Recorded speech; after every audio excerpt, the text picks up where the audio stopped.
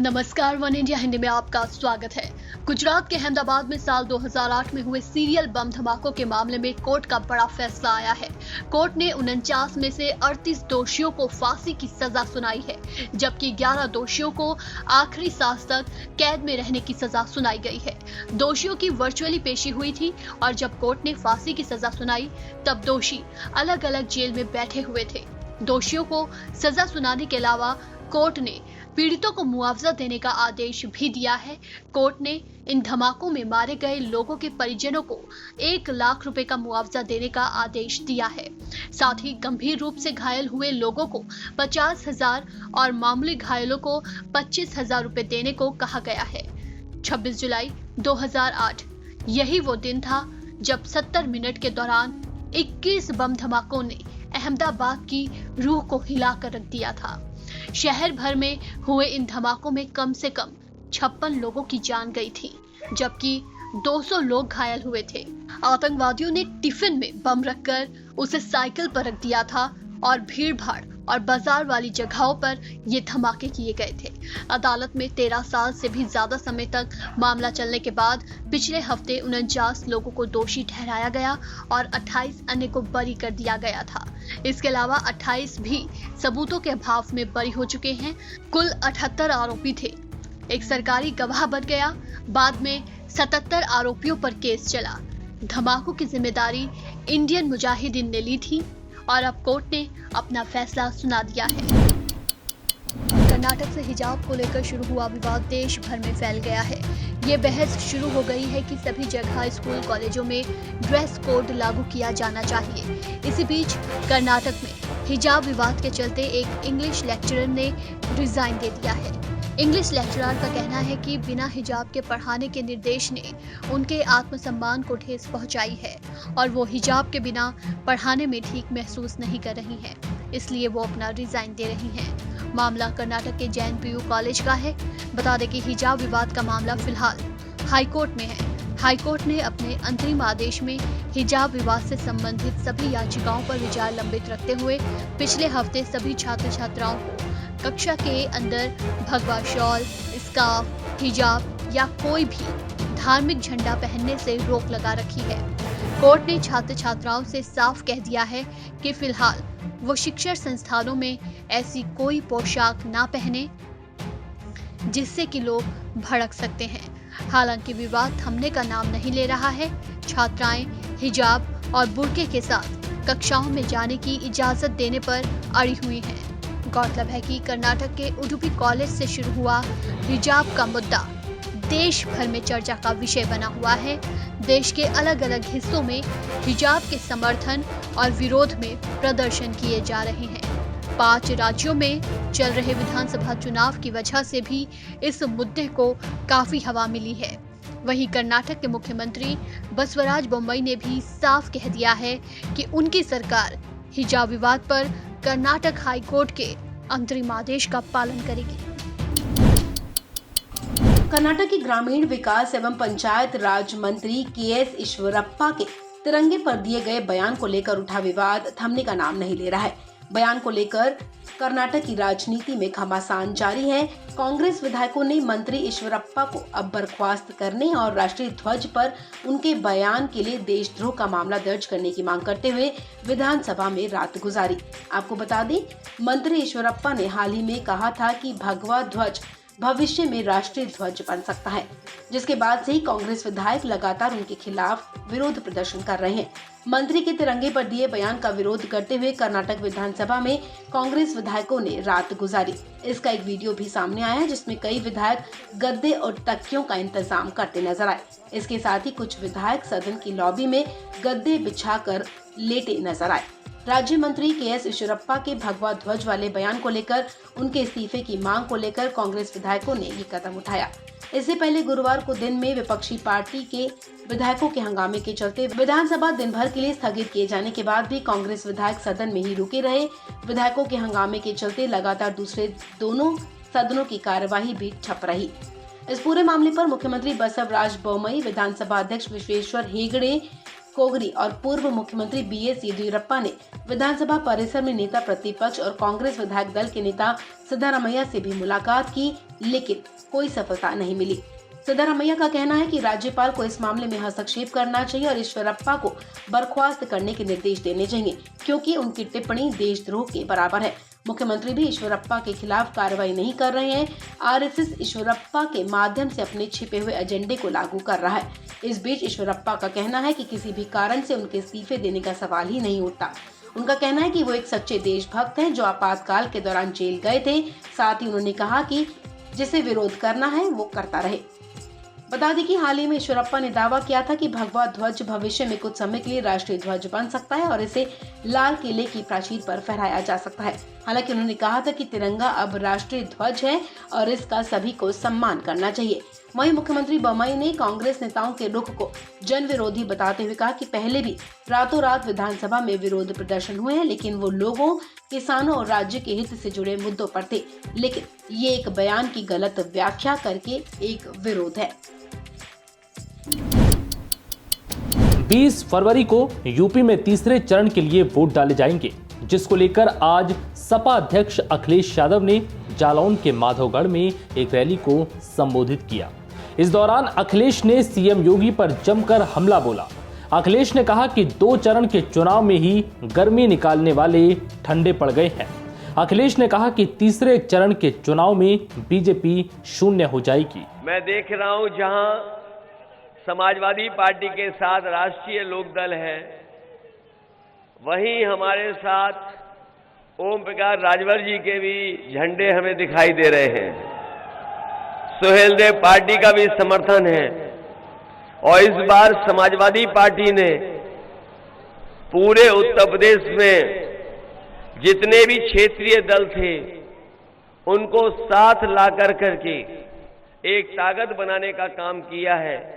और जिस तरीके का पहले चरण में चुनाव हुआ है, मैं समझता हूं पहले चरण के लोग और पहले चरण का संदेश यहां भी पहुंच गया होगा कि पहले चरण से ही गठबंधन ने बढ़त बना ली है और दूसरे चरण का जो वोट पड़ा है उसके बाद तो गठबंधन ने अपना शतक लगा लिया है।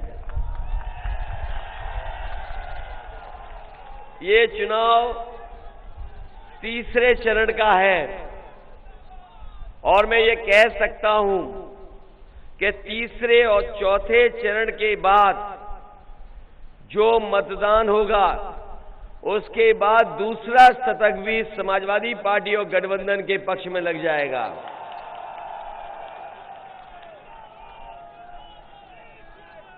और जो लोग गर्मी निकालते फिर रहे हैं, जो लोग गर्मी निकालते फिर रहे हैं, वो पहले चरण के बाद ही ठंडे पड़ गए। उनके समर्थक और नेता। और अभी मैं हमीरपुर आया था, झांसी के कार्यक्रम मैंने किए थे। अभी आपके बगल में कार्यक्रम करके गया हूं मैं, हमीरपुर, महोबा और झांसी। जो समर्थन मिला है उसके बाद तो भारतीय जनता पार्टी के नेता कार्यकर्ता सुन्न पड़ चुके हैं। और मैं कह के जा रहा हूं, ये तीसरे चरण में भारतीय जनता पार्टी के शून्य होने जा रही है। शून्य, इसको कोई वोट मिलने वाला नहीं है। हमारे बुंदेलखंड के लोगों, इससे ज्यादा समर्थन मैं समझता हूं किसी दल को नहीं मिला होगा। मैं इनके नेताओं के भाषण सुन रहा हूं, मैं इनके नेताओं के भाषण सुन रहा हूं। बगल में ही बाबा मुख्यमंत्री जी आए थे, उनका मैंने सुना। उन्होंने कहा कि उन्होंने न जाने क्या क्या बुंदेलखंड को दे दिया है।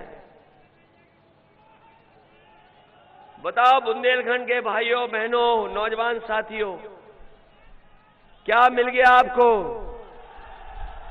क्या आपकी आय दोगुनी हो गई? आप इनका घोषणा पत्र उठा करके देखिए। हमारे पत्रकार साथी जानते होंगे, ये वही लोग हैं जो कह रहे थे कि किसानों की 2022 तक आय दोगुनी हो जाएगी। बताएं हमारे किसान भाई, आय किसी की दोगुनी हो गई हो? और जो सरकारी खरीद में जो कीमत मिलनी चाहिए थी आपकी फसल को, एमएसपी, ये सरकार एमएसपी भी नहीं दिलवा पाई। धान की लूट हो गई और कमाई आधी कर दी। महंगाई इतनी बड़ी है जिसकी कोई कल्पना नहीं कर सकता है। बताओ, डीजल पेट्रोल महंगा हो गया कि नहीं हो गया? और जब खाद की बोरी लेने गए होंगे, डीएपी की बोरी लेने गए होंगे किसान भाई, बताओ बोरी मिल गई आपको खाद की कि नहीं मिली? और जब बोरी लाए भी हो गए तो उसमें भी 5 किलो की चोरी हो गई कि नहीं हो गई? 5 किलो की चोरी केवल खाद में नहीं हुई है। याद कीजिए, आपके ऊपर 2017 में नोटबंदी कर करके बताओ आपके पैसे को बैंकों में जमा करा लिया और बाद में बैंकों से बड़े बड़े उद्योगपति पैसा लेकर के भाग गए कि नहीं भाग गए? बता दें कि यूपी में 20 फरवरी को तीसरे चरण के लिए वोट डाले जाएंगे। इस दिन 16 जिलों की 59 सीटों पर मतदान होगा। तीसरे चरण में कुल 627 उम्मीदवार चुनावी मैदान में किस्मत आजमा रहे हैं। कोरोना की रफ्तार दिनों दिन कम होती जा रही है। आज एक बार फिर कोरोना केस में गिरावट देखी जा रही है। कल से 15.7% कम मामले सामने आए हैं। वहीं मौतों का आंकड़ा अभी भी डराने वाला ही है। पिछले 24 घंटे में 25,920 नए कोरोना केस दर्ज किए गए हैं। इसी के साथ देश में कुल संक्रमितों की संख्या 4,27,80,235 हो गई है। वहीं पिछले 24 घंटों में 492 लोगों की कोरोना महामारी की वजह से मौत हुई है। मौत के नए आंकड़ों के साथ ही देश में संक्रमण से मरने वालों का आंकड़ा 5,10,905 पर पहुंच गया है।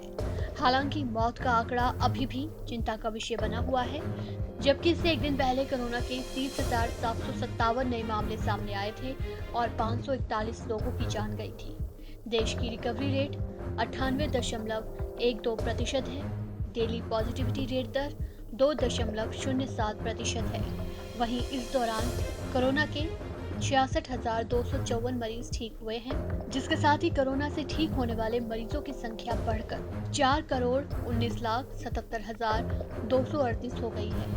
ये जानकारी स्वास्थ्य मंत्रालय की तरफ से शुक्रवार सुबह जारी किए गए आंकड़ों के मुताबिक है। देश में एक्टिव केस 2,92,092 हैं। कोरोना वायरस संक्रमण पर लगाम कसने के लिए सरकार वैक्सीनेशन पर काफी ध्यान दे रही है। स्वास्थ्य मंत्रालय के मुताबिक बीते दिन 37,86,806 खुराकें लगाई गई और अब तक वैक्सीन की कुल 174,64,99,461 करोड़ डोज लोगों को दी जा चुकी है। कोरोना टेस्ट की बात करें तो पिछले 24 घंटे में देश भर में 12,54,893 टेस्ट किए गए हैं। अब तक देश भर में लगभग 75,68,00,000 कोरोना टेस्ट किए जा चुके हैं। राज्यों की बात करें तो सबसे ज़्यादा केस अभी भी केरल से ही सामने आ रहे हैं, लेकिन केरल में भी केसों में कमी देखी जा रही है। पिछले 24 घंटे में केरल में 8,655 लोगों को कोरोना से संक्रमित पाया गया है और यहां 319 मरीजों की मौत दर्ज की गई है। इनमें पुरानी मौतें भी शामिल हैं। तो वहीं महाराष्ट्र में गुरुवार को कोविड-19 के 2,797 नए मामले सामने आए, जबकि संक्रमण से 40 लोगों की मौत हुई। दिल्ली में बृहस्पतिवार को कोरोना वायरस के 739 नए मामले सामने आए और महामारी से 5 मरीजों की मौत हो गई। स्वास्थ्य विभाग के आंकड़ों के मुताबिक संक्रमण की दर 1.48% दर्ज की गई है। दिल्ली में एक्टिव केस 3,026 रह गए हैं। तो वहीं मध्य प्रदेश में गुरुवार को कोरोना वायरस संक्रमण के 1,328 नए मामले सामने आने से संक्रमितों की संख्या बढ़कर 10,31,589 हो गई है। कहा जा सकता है कि धीरे धीरे ओमिक्रॉन वेरिएंट के कारण आई तीसरी लहर के बाद देश में हालात सुधर रहे हैं, लेकिन अभी भी कोरोना का खतरा टला नहीं है। सतर्क रहने की जरूरत है। इस खबर में फिलहाल इतना ही। तमाम अपडेट्स के लिए बने रहिए वन इंडिया के साथ।